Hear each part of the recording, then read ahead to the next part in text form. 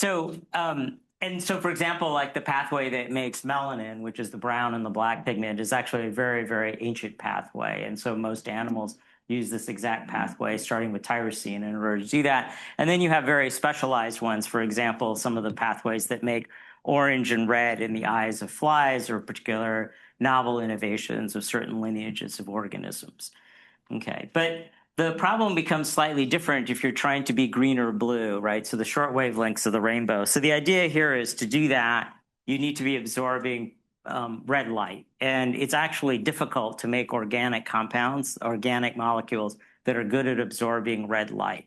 And so it turns out that often you resort to a different solution. It's not impossible to make pigments that do that. And in fact, the world is very green because of chlorophyll, which is a pigment that can do that.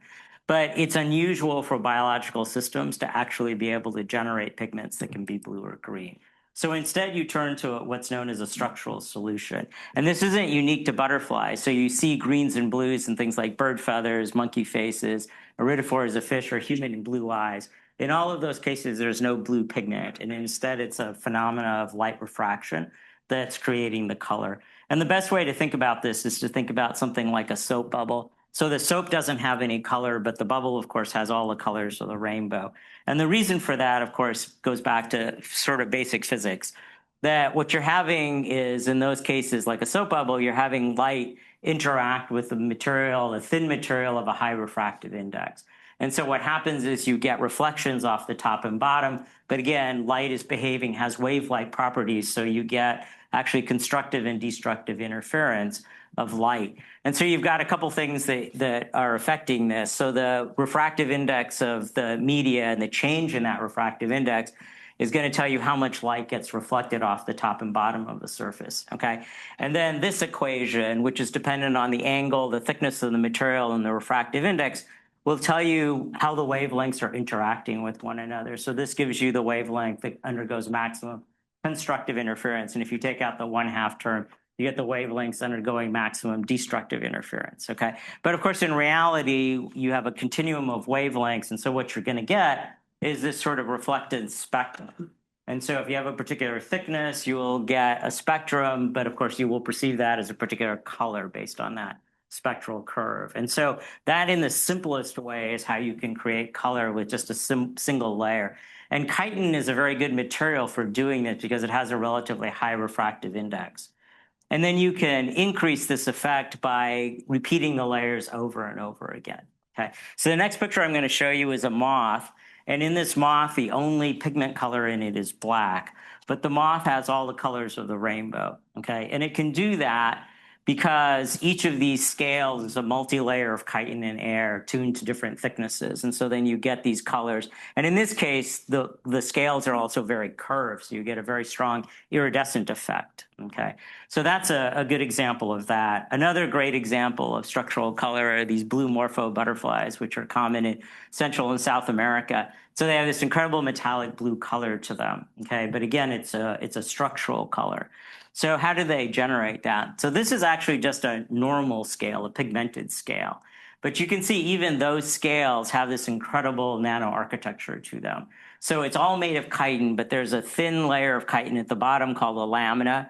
And then there are ridges that are shown in yellow here and cross ribs shown in blue. And it turns out that you can modify the thickness and geometry of any of those parts of the scale, and you can create the right structures to create structural color. And so in the case of morphos, at first glance, the scales look like every other scale. They've got these long ridges in them.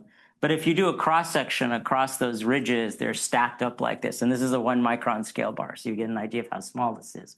And so the spacing of these branches and the spacing of the trees is just right, that when white light hits this, there's massive constructive interference of blue light. And you get this very, very strong blue color, destructive interference of most of the other wavelengths. And usually there's a black pigment down here, so there's no back reflectance of the light that's not being modified.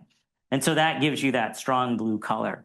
So another example is from these green hair streak butterflies. So these little green butterflies common all over the world in the springtime. And again, green is a very useful color for butterflies because it acts as a camouflage color. And so you often have that. But again, there's only, in fact, in butterflies, there's only one genera of butterfly that's ever invented a green pigment. And all other solutions are structural solutions. But there are many, many different solutions to that same problem. So in the case of these butterflies, if you look at one of their scales, and this is white light shining down, but what you see are these sort of what look like facets of green light coming back at you. And these facets actually are inside the scale.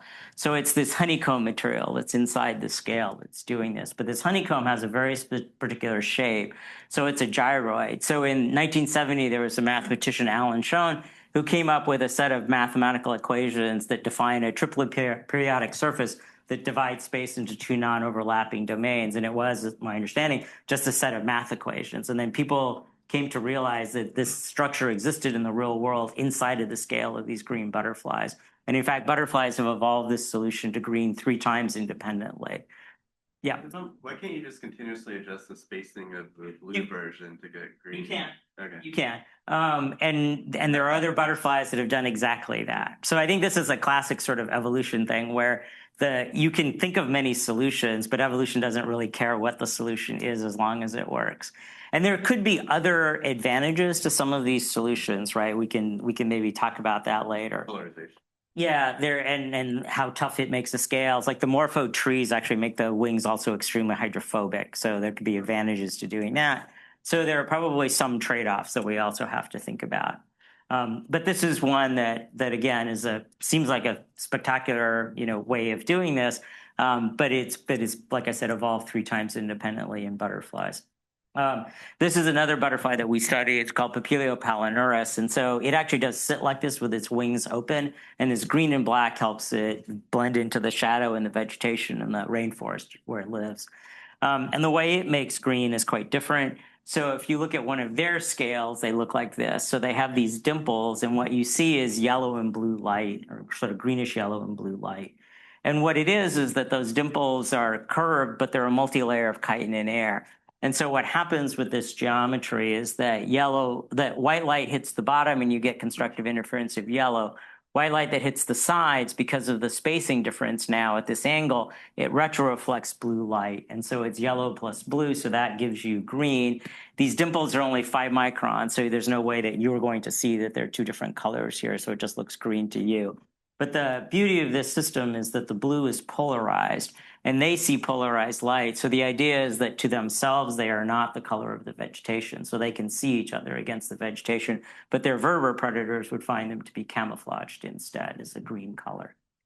Okay, so all those examples I gave you of structural color were all, the physics of it and the structures themselves were all worked out by optical physicists. And so it's usually the same thing. They, find a dead butterfly in a collection, they section the scales, they figure out the geometry, they do the math, and they explain to you how's the color. And then they almost always end their paper with like, wouldn't it be great if someone figured out how the butterfly made these things? And so that's really what we've set out to do, is to try to understand more about how the butterfly actually does this.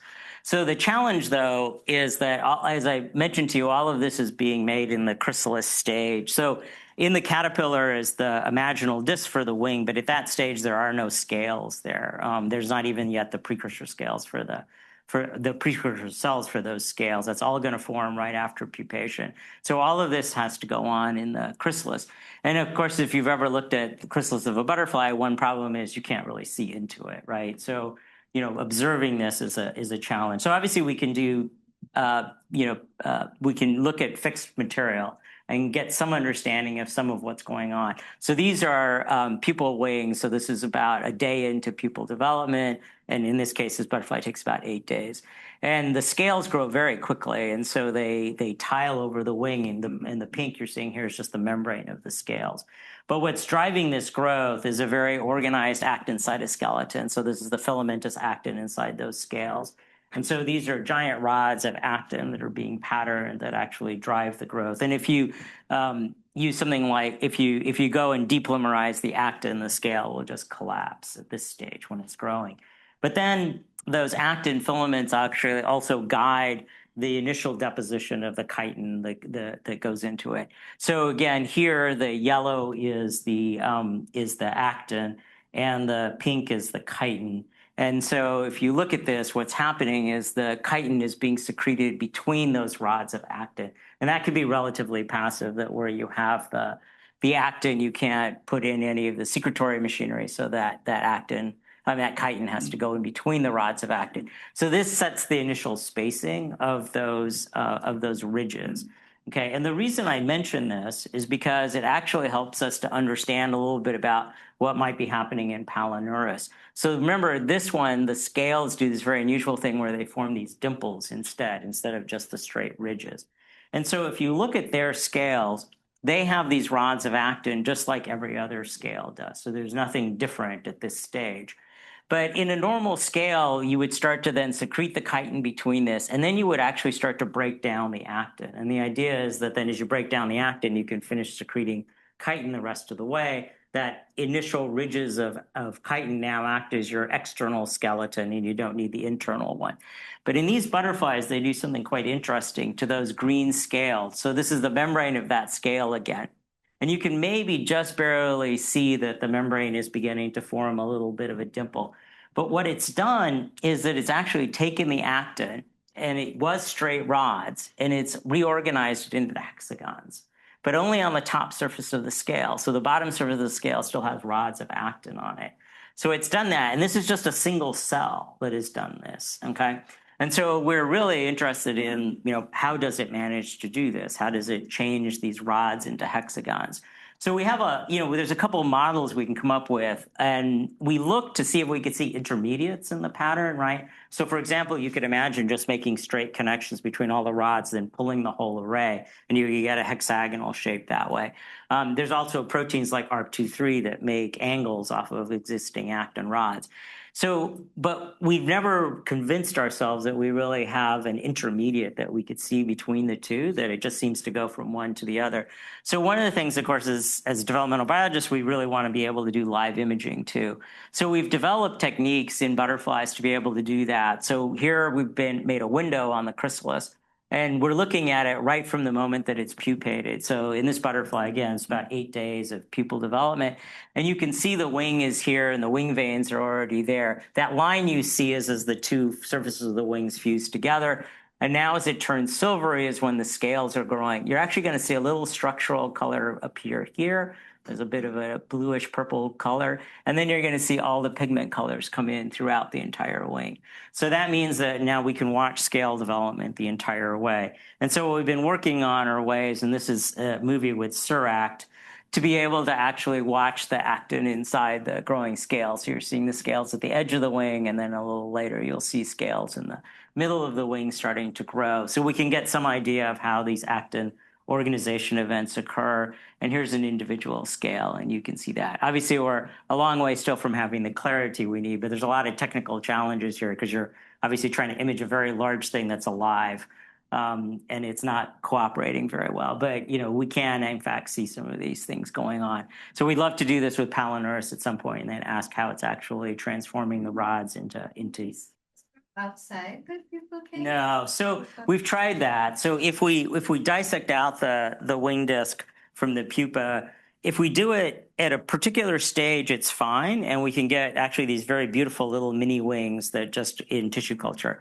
The problem is that, and they make beautiful movies where you see all the colors coming in, but all the nanostructures are made before that point. And if we take them out before the nanostructures are set up, the wings don't survive. And in fact, they crumple and die really quickly. So we haven't figured out how to grow them outside. So we're still at the moment limited to being able to look in the live pupa at what's going on. Okay. But the other interesting thing about this group of butterflies, so the group that Palinurus belongs to is a group called the Acolytes, and there's about 25 species in that. But they all use these dimples on their scales, but they can make a range of colors going from a sort of a lemony yellow color all the way to a purplish color. And so we're really interested also in how they manage to do that. And so this is a collaboration with Mati, who's here in the audience, and Maha, looking at a particular example of one of these acolytes that has multiple colors on the same wing. So this is the animal called Papilio bloomi. It's essentially the sister species to Palinurus. And it actually, if you look closely, and I'll show you some more pictures, the scales in this area are really green. These scales are really more aqua, and these are very much blue. So on the same wing, you've got all of these colors. So the question is, like, what is the butterfly actually doing to the nanostructure to create different colors? And so that's what we're interested in doing. And this is actually some images of those scales from Mati. And so this is a green scale, an aqua scale, and a blue scale. And you can see that the optical properties of these scales are somewhat different. And so what we've been trying to do, we built a hyperspectral scope, particularly for this project, to really be able to measure the spectra at individual spots onto this surface, right? So we understand exactly what wavelengths are coming. So we get not just a color, but we understand the spectrum that we're seeing. And then what we've been doing is actually looking then at the nanostructure of these scales. So the shape of the curvature and the thickness of the layers and the airspace as well. And then using that to really model what the colors are. So these are just the measurements in different scales of those thicknesses of each layer and the air gap. And then you can use that to actually go ahead and then calculate what the colors should be in that thing. And so this is for one of the aqua scales, and you can see that basically, yes, you know, the model would say that it should be in that sort of aqua color. How good the match is to the spectra is something that we're still working on. And then the idea is, so what goes on when it's green or blue? So, you know, what is being changed? And you can see changes. The changes could be in the curvature, they could be in the thickness of the layer, the thickness of the air gap, and the number of layers. And so all of those things seem to be contributing in some way, but we're still going through this analysis right now. But that's one of the ways that we want to look further at how the butterflies can actually make different colors that way. And then another approach that we're taking is a genetic approach. So, and we're using these butterflies that are called Buckeye butterflies. And so, you know, you may say, well, this is a terrible choice because it's all the colors that are pigment colors. And there's very, very little in this butterfly that's structural color. But when you collect these butterflies, about 5% of them have a little bit of structural blue on them in the leading edge of the forewing. And there was a woman in Florida named Edith Smith, and Edith ran one of these companies that raises butterflies to the chrysalis stage and then sells them to the butterfly houses that you walk through, and there's butterflies flying all over. And she noticed also that there was a little bit of blue in them. And so she decided, what if I take the bluest ones and I mate them to each other? So for a year, which was about 12 generations, she actually just inbred them to try to the bluest ones in each generation. So she did a huge amount of work for us, and she made them really, really blue. One other thing to tell you is that there are butterflies closely related to the buckeye that actually have plenty of nice structural blue and green, and the buckeyes themselves are embedded in that phylogeny. So anyway, she did the selection, and she made them incredibly blue. Okay, so it's strikingly blue. In fact, we were buying buckeyes from her for our own experiments, and we got a batch of these, and they came out and they were really blue. And we called her up and we said, "What are these things?" And she said, "Oh, do you like them? I made them." And so she had done, you know, basically what saved us a lot of time. She'd done this selection experiment for us. And Rachel Thayer was the student who took on the project of asking, well, what had actually happened to these butterflies? How did they become blue? So what Rachel showed is that it's actually the bottom lamina of the scale that's doing this. So it's not the ridges. And in fact, you flip it over and you see the blue really well. And if you rub the ridges off, you see the blue really well. So it's that bottom layer of chitin that's become just the right thickness to become a reflector of blue light, or, you know, to strengthen that blue color. So where did that come from? Well, it turns out that the brown scales are really gold. So they have brown pigment in them, but they actually have a thin lamina, which is giving you this kind of yellow-red color. And so what had happened in the selection experiment is that lamina had gone from about 100 nanometers to almost twice that thickness. And that's actually what had started to create that blue color. And then Rachel went on to show that, in fact, the naturally occurring species that do this, that's exactly what they do. So they create these colors by just having a lamina at the bottom of the scale of that thickness. So that's good because it means the selection experiment she did recapitulated what evolution had also done. Okay, so then the question is, how do we get at the genes that are responsible for this, that were what she selected? So fortunately, we can do QTL mapping on this as an approach to try to find loci that are involved. So the idea is really simple. You take the brown and the blue butterfly now, you mate them, and the F1s look very intermediate between the two. And of course, for every chromosome, there's one copy coming from the brown parent, one copy coming from the blue parent. But in the F2s, if you make brother and sister, right, because of recombination, each chromosome has different sections of it that come from either the brown grandparent or the blue grandparent. So we can sequence these F2s, we can understand what parts of the genome came from which grandparent, and we can phenotype these. And Rachel actually raised really large F2 families of 501 and 270 individuals. I didn't know a female butterfly could lay this many eggs, much less that someone could raise them all to adulthood, but that's what she did. And so these are what variation looks like in the F2. So you actually, it's quite beautiful. You have variation in the percent of the wing that has the structural color and variation in the actual hue. So if you just take the percent of the wing that has structural color and map that, so these are the different chromosomes, and these two peaks are indicating that there are loci here that have a very strong genetic effect on the percent of the wing with the iridescence. And we actually know what one of these loci is already. So this gene here is optics. And optics is a transcription factor which was first identified because it controls the red pattern in heliconius butterflies. But in buckeye, sure enough, if you knock out the optics gene using CRISPR, you can turn the buckeye blue. So, which is interesting that the loss of function of that gene actually gives it the blue color. So, but on the other hand, it's a transcription factor. So it's lying well upstream of whatever is really creating the right thickness of the lamina. So the other thing we can do, though, is we can look at the F2s that vary in hue. So they have the same percent of the wing having iridescence, but the hue varies. So it goes from kind of a purplish color to blue to turquoise to green. And that's a difference in thickness from about 140 nanometers to 240 nanometers. So now you're getting down to loci that actually can control the precise thickness. And so here the mapping is not quite as spectacular, but there clearly are loci that we've identified that actually have a very strong genetic effect on the thickness of the lamina. And so we're pursuing trying to understand what these genes are that can control the lamina thickness with that level of accuracy. Yeah.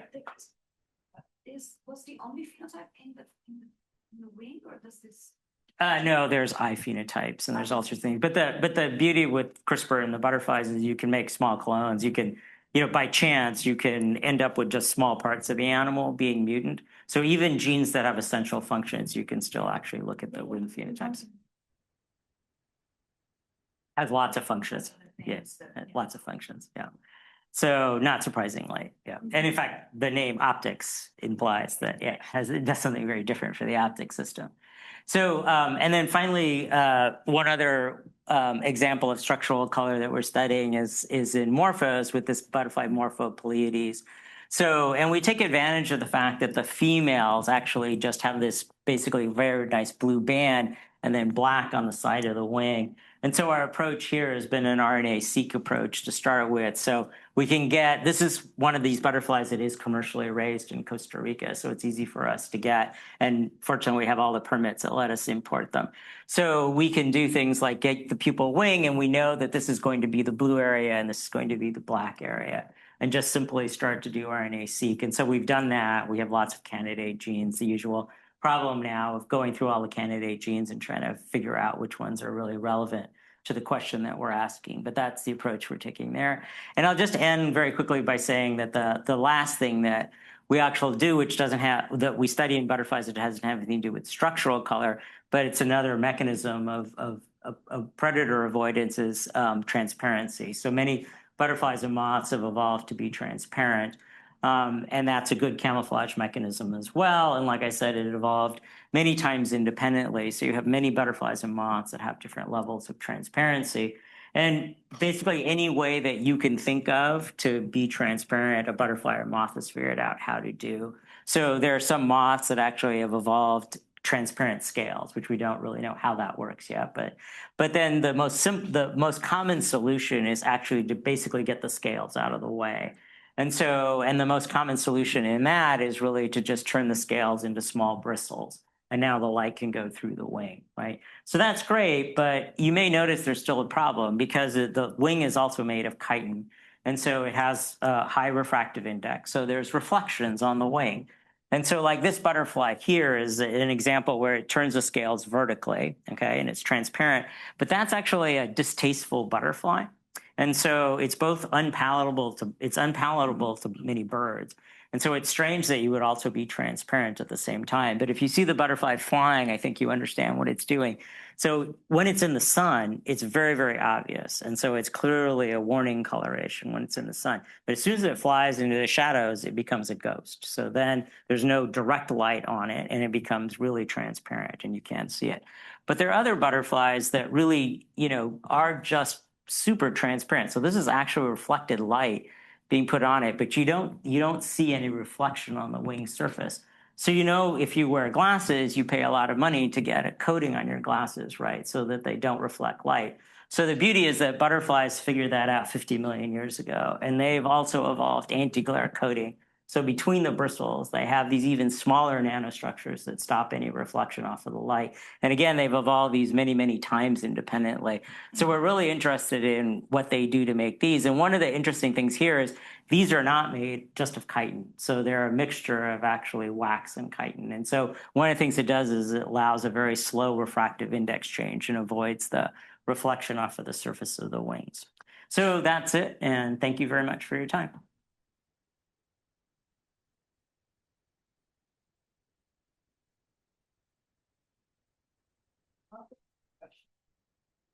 It seems in nature that you don't get continual graduation of color. It's often kind of a stripe of green or a stripe of blue. Yep. Is there any reason that happens? No, I mean, it just depends on the butterfly you look at. So generally a scale is only one color, right? So, but then you can think of it like a TV, a screen. Yeah, you can pattern it. So there are butterflies that have a graded, let's say, I can show you examples. For example, they go from yellow to black. And what they're doing is they're continuously changing the ratio of yellow and black scales. So you can do that. And we have some ideas about how you may actually be able to create something like that, where you have a threshold and you just keep changing the percent of scales that go one way or the other, right? So you could do that. But other times, yeah, you're right. You have a very, very sharp boundary. It seems these cells are making a decision to be green or blue rather than something in the machine. Yeah. Yeah. And often what you see is that the scales really are very different from one another. So like you go and you look at them in the EM and you actually can tell the different scales apart because lots of parts of the structure are really different. So they really are, you can really think of them as different cell types. So yes, they're a scale, but they're very distinct types of scales. Yeah. I have a question about thinking about like modeling the origin of some of these structures, including like the hexagonal shape and also the gyroid shape. One of the things that's sort of striking about the gyroid, for example, is you could think of it as from a minimal surface problem, for example. Right. And hexagons too, if you're in 2D, right? So is there some way of thinking about it in that way? That's always the nice thing about talking to people who think about it in a very different way from I do, right? So yeah, I think it's really interesting. Like the gyroid is a good example. So you actually, by overexpressing certain proteins in human cell lines, you can actually get the ER to fold into a gyroid. And so it may be that it's not that difficult a problem, that you change the properties of the membrane and this is the shape it's going to take. And in fact, in the case of the butterflies, it is thought that it's the ER that's making the gyroid. But there it gets really confusing now because there's data that we contributed to a little bit that suggests that there's a different group of butterflies that have gyroids and they make the gyroid in a completely different way. They make it from a fibrillar protein. And it doesn't have anything to do with the ER. So then it becomes really confusing as to like, well, how did you make this two different times in completely different ways? You end up with the exact same shape. Although if you think about it as a minimal surface problem, then all you got to do is set the boundary conditions. Yeah, and this is the shape you're going to get. Do that, right? Yeah, and I think it's a good way of thinking about it. And same thing with the hexagon. So is that just, you just have to tweak a parameter a little bit. And suddenly, and that may be why we can't find any intermediates. It basically just goes from one pattern to the other. Yeah. So first of all, this is really fun. In a way, you can think about what's going on here is that there's a very precise way of patterning structures inside cells. One of the examples is actin, and I can just mention others. And then there's a space filling process like photoresist, right? And then finally we pay attention to it because it leads to beautiful scales on a butterfly. But you can imagine that there's other places in life where extremely precise patterning of actin and other structures is occurring. It just doesn't lead to butterfly scales. So it, so are there, if you were to say, look at humans or vertebrates, what are there equivalents where people looking at cell structures of cells will find extremely precise patterns of this type? And then we don't know what they do. They just happen to be there. Either that or they're doing something that's very well defined. But then that would link the basics molecular biology between these scales. So it might be easier to study some of these processes in a much simpler system.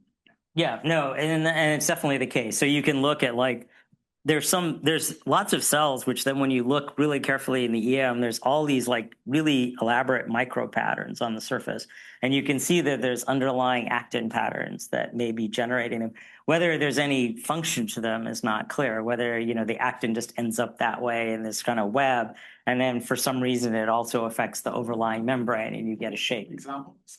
I have to think about it. I've seen some pictures. What's that? Yeah. And if you looked actually at the palinurus, you had that dimple, but if you looked at the surface of the dimple, you see all this really fine pattern of chitin. That is so small that it's not clear it has any optical effect on this. It just happens to be there. And whether that's just a byproduct. With the fish scales are the ones that I remember seeing recently. So you're absolutely right. And I think that, in some cases, it may be that you had this underlying pattern that was there and you would just elaborate it into something that then created color. Related to that, I mean, just a tangential hypothesis is that nature is selecting for something else and this is a byproduct. No, and it's definitely possible, but I mean, these colors do have striking effects on the butterflies, right? So the morpho blue is, touted as a great example of sexual selection. So the females actually select for this incredible blue, which is why in most morphos, only the males are the blue. And so that's a thought there. And then green clearly is, for some of these butterflies, is just an amazing camouflage mechanism for them. But you're right, there are other advantages, like the morphos, those scales are also very hydrophobic. And so But on the mechanical properties then? So slightly. So, there's an argument that the scales are tougher. But remember, these adult butterflies are not very long lived. So, having a scale that lasts months and months, the thing's dead long before that. So, it's not clear that that's advantageous to it. The scales themselves give about a 15% aerodynamic advantage. So that's another reason you can't, you don't want a scaleless wing. So then you run into lots of problems with that. Related question, which is, have people thought about the metabolic cost of generating these, and like, is it really significant, or do people not know? I think they don't know, right? I mean, it's always a good thing to think about. Like, is it how much energy is the cell expending to make this versus a pigment? But I think it's very hard to judge that, and I think a lot of times then at least some things I've seen say, well, you're not that energy limited, so it's not that much of a difference to it. But I really don't know. Is that one reason that you choose pigment over structure? And again, it's not that the pigment comes without cost, because there's a lot of metabolic cost to synthesizing that as well. How does it make the ridges that have all these little branches on it? So that's a fantastic question, and in fact, there's a group that actually just got a big DOE grant to study that. But the idea is, so when I looked at it, I naively thought that what's happened is that all of the butterflies, even the pigmented scales, there's little ridges, but they don't stack up over each other because they're very short and the overlap is minimal. And so all you would have to do is keep making the ridges longer and longer and longer, and then they would start to stack up on each other. Okay, except there isn't any indication that they grow that way. So the model is that's been proposed is that it's a buckling phenomena. So you as I said, the actin sets a position where you can't make chitin, right? You start to secrete, you buckle the membrane up, between those actin rods. And then if you stabilize a particular position, now you're going to buckle up around it again. And so you just keep repeatedly doing that. The problem is that that would make your ridges all parallel and wouldn't make them slant down. So we're still trying to understand why they slant down, but there are butterflies where they don't slant down, where they go straight across, which would be purely like just piling up buckles on them. But so we're trying to do some experiments now. One of the problems is there's these beautiful older EM studies done by Helen Girodella many years ago. And she has some beautiful EM pictures of some of these things, but you have a problem because you can't tell where you are in the scale. You can't tell how old the scale is. So we're trying to go back and, like with morphos and say, okay, can we go through time points? One of the really annoying things about butterflies is you can watch two butterflies pupate at exactly the same time and then dissect out their wings, say 48 hours later, and they're at completely different points in development. They just have a mind of their own as to how fast they're going to go. And so really, getting a time series is difficult unless you're watching it live. Yeah. Hence, the scales are like, I'm saying, do you see as function of temperature any changes in the properties of the iodine? So the change in the color? So the butterflies are very, very resistant to that, right? The one thing you can do is you can cold shock them right as they've pupated, but actually what that does is melanize them. And so you can get some beautiful effects by doing that. But the nanostructures themselves are really very little affected by temperature. So you can grow morphos at different temperatures. It doesn't change the color of the blue. That's not to say that you won't find, there are in fact beautiful butterflies with polyphenism. So like one of the Acolytes butterflies, it lives in Japan. There's a spring generation that's green and a summer generation that's blue. But they're generations of butterflies, not the same butterfly changing color. But the critical period for it was when it was a caterpillar. So it's measuring day-night length and temperature as a caterpillar, and it knows what season it's headed into. And then that changes hormone levels, which then feed into the pupae, which then causes the color to be different. So it's not a direct effect of color while it's a chrysalis. There's some sort of general comparative study which has sort of established. Do you see generally between individuals of the same species greater variation in pigment-based system as opposed to structure-based system? Like what tends to like produce more variability in the? No, I don't think I can. We sort of have done. We published with Rachel a review paper recently, just sort of saying here are all the structures, what colors they can create. And what groups of butterflies have them. And so, again, the trend is that blue and green tends to always be structural, and that the longer, but there's violations to any of those rules. So there are butterflies. So the one way you can actually create a green pigment is, and you do it too, is bile. So the salvage pathway for hemoglobin, right? In doing that, you actually create a green pigment. And butterflies actually can do the same thing. But then they do the craziest thing. So instead of putting it in their scales, they put it in between the two layers of the wing. And then they make transparent scales. And then the green is a liquid that's inside the wing that dries when the butterfly dies. But while it's alive, it's a liquid. So if you press on the wing, you can see it move around inside the little scale, inside the between the veins. So it's restricted. So they can do it. And then, of course, you can make every color. You can certainly make reds and things like that structurally, but they're just unusual to do. But we had even one really strange example. So in the buckeyes that have the lamina thickness for color, there's one called a gray pansy that's just gray. And so you think, okay, gray, that's just a pigment. No. Every scale is a mini rainbow. So every scale has a gradation of thickness of the lamina. So it's a mini rainbow, but it's so small, it just looks gray to you. So it seems like a ridiculous way to be gray, but yeah. With regards to, you mentioned in dissecting the wings out, so that the scale, that the ridges and the pattern structural color forms very early on. Yes. And so that even before so that's when the wing is very small. So what happens when the wing expands as it gets bigger? Yeah, so the wing expands, but the scales don't expand. So originally the scales grow out and they grow to their full size, but they're really tightly overlapping. And when the wing expands, the wing is being filled with hemolymph and it expands, and then the scales just slide apart from one another. Yeah. Do the butterflies or potential predators actually see the same colors as us? Yeah, no, it's a great question. And of course, the answer is no. But then the answer also is that every predator is different. So that's another problem the butterfly faces is like, who is it really tuning colors towards? So is it a mate? Is it an arthropod predator? Is it a vertebrate predator? And all of those things will have an effect. And so like one of the things I didn't show you is that, of course, they can create structural UV color and they also have UV absorbing pigments. And so for many of them, the UV patterns are really important. We don't see that.